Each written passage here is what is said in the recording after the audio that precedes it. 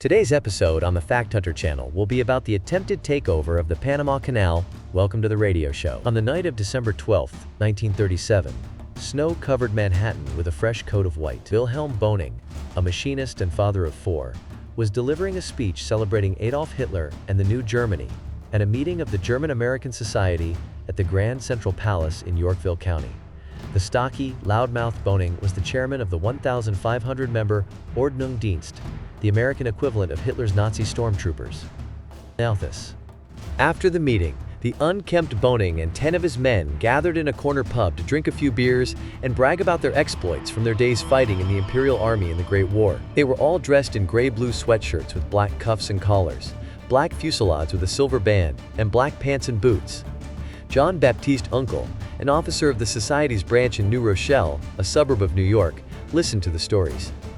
Born in Linz on the Rhine, he was now 51 years old. Perhaps he felt somewhat alienated among the beer-drinking camaraderie, since he came to the States when he was very young. Here he enlisted in the U.S. Army and was stationed in the Panama Canal zone. Discouraged by military discipline, Uncle deserted in 1914. He was captured and spent 18 months in prison. Despite the sentence on his record, he rejoined the Army in 1917 and spent 2 years at Fort Slocum in upstate New York during the Great War. Not to be outdone by Wilhelm Boning and his buddies, Uncle began bragging about his military experience. He recounted how he had helped erect fortifications in the Panama Canal zone and claimed to have a set of plans at home. Quote, Boning began to listening. This was a chance to serve his homeland. The Panama Canal, as he knew it, is a key and poorly secured overseas outpost of the United States. This waterway, whose construction by the United States was completed in 1914, crosses the 82-kilometer-wide Isthmus of Panama in Central America, connecting the Atlantic Ocean to the Pacific. The canal shortened the sea route between New York and San Francisco to about 10,400 kilometers. Before that, ships had to sail about 23,000 kilometers around South America. Panama and the canal were a point of special importance for the U.S. military. In the event of war, warships and troop transports could cross to either the Atlantic or the Pacific, whichever region was threatened, in less time than before. In the morning, after a beer feast in Yorkville, an area populated mainly by Americans of German descent, Wilhelm Boning went to Franz Siegel's tavern to meet with Fritz Ewald Rosberg, believed to be an associate of the Gestapo chief in New York. Boning was overcome with excitement over plans for the Panama Canal. Rosberg, too, was enthusiastic. "Get those plans," he instructed Boning. "We must have them." Boning caught up with John Uncle at the headquarters of the German-American Society at number 178 East 85th Street. "Those plans you talked about yesterday are very valuable," the head of the assault troops announced. "You must make them available." Uncle hesitated. Is Boning an undercover FBI agent?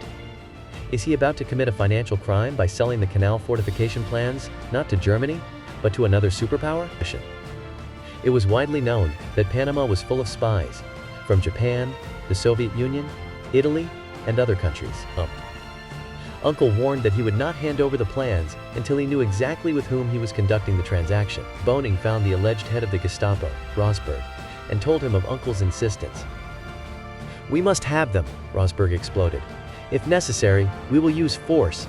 Boning informed Uncle that he would put him in touch with a man who wanted to get the plans. A few evenings later, at a meeting of the Society in New Rochelle, a mysterious man, giving a false name, approached Uncle and asked, "Are you a loyal German?" Uncle cautiously replied to the stranger that he was an American citizen. The man repeated the question and finally demanded that he be given the plans for the fortification of the Panama Canal. His tone became categorical and sounded threatening. "Where the hell are the plans?" "I don't have them," Uncle replied. Whoever the stranger was, he hurriedly approached Boning and told him that Uncle had refused to hand over the documents. Quote, "He then contacted Rosberg. Uncle is a lying son of a bitch," growled the alleged Gestapo chief. "If there is no other way, we will break into his house and take the plans. If he tried to stop us, we will kill him." A few days later, the FBI, relying on confidential information from its own snitch in the German-American company in New York, summoned Wilhelm Boning and John Uncle for questioning. The dutifully intimidated men told everything they knew about alleged Gestapo chief Fritz Rosberg's attempt to obtain plans for the Panama Canal fortifications.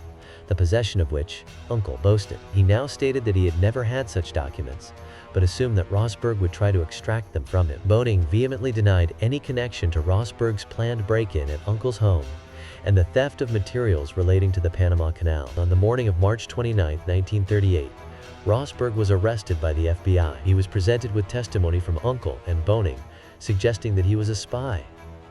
"They are liars," growled Rosberg angrily. Detective.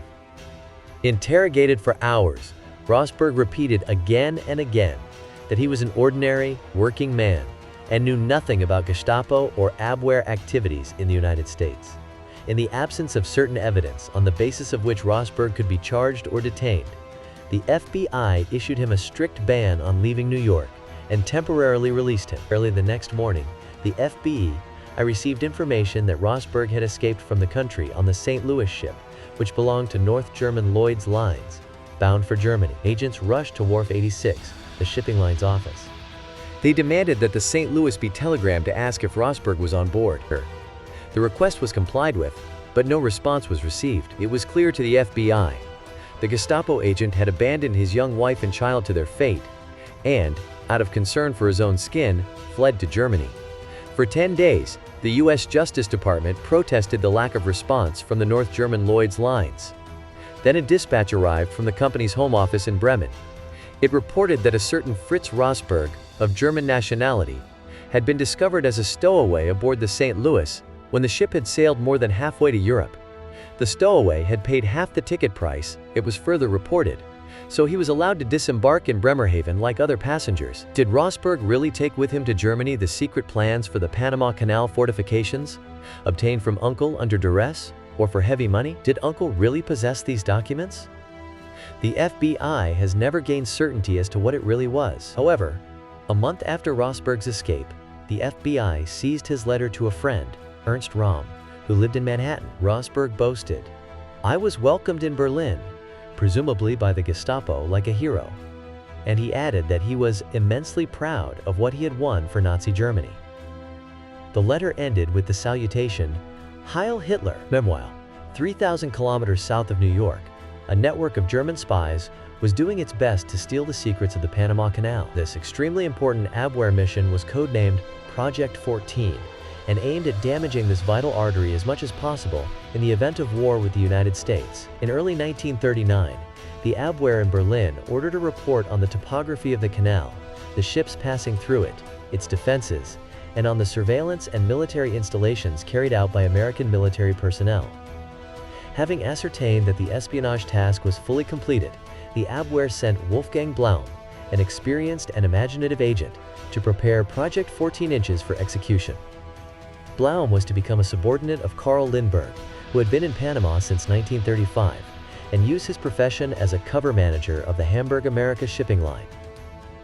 Having recruited agents from the German colony in the canal area, Blaum soon established a network of informants, placed at key points. Most members of the spy group worked in modest but important jobs: mechanics, machinists, dock workers, locksmiths, or crane operators. All of them had been in Panama for a long time and were highly regarded by their superiors in the workplace. They were well versed in the maze of the canal zone and, because of their occupations, had access to equipment that was predictably guarded by bored soldiers from the sluggish U.S. Army. One of Blaum's most effective and resourceful agents was Ernst Kurig.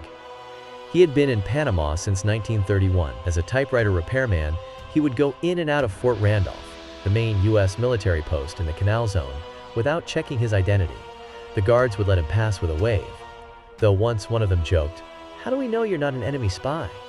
Both men giggled. When the opportunity arose, Kurig took 2 professional German spies with him to Fort Randolph, Hans Schakow, posing as an employee of the Hapag-Lloyd shipping lines in the Panamanian town of Balboa, and the 19-year-old attractive secretary to the German consul in Cologne, Ingeborg Waltraute Gutmann. Passing through the gate, Kurig told the guard that he was taking his friends to lunch at a restaurant on the premises of the facility. The guard, following procedure, asked, "Do you have any cameras?"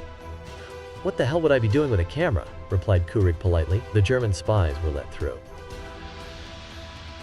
Instead of going to the restaurant, Kurig and his companions walked around, as if they were sightseeing tourists. From time to time, they stopped to photograph gun positions and other defensive positions with a Leica camera tucked in their toolkit. The constant flow of information on the supposedly closely guarded canal was collected from secret agents by the network's head, Wolfgang Blaum. He used the means of communication at the German embassy in Panama to send reports to the Abwehr in Berlin. To summarize, if war had broken out between fascist Germany and the United States, Adolf Hitler and his Oberkommando der Wehrmacht, High Command, would have had an astounding collection of photographs and reports on gun batteries, dams, locks, military installations, power plants, including detailed maps of this poorly defended Achilles heel of Uncle Sam. If this type of listening enjoys you, then we invite you to subscribe to the Fact Hunter channel and watch all the videos on the channel.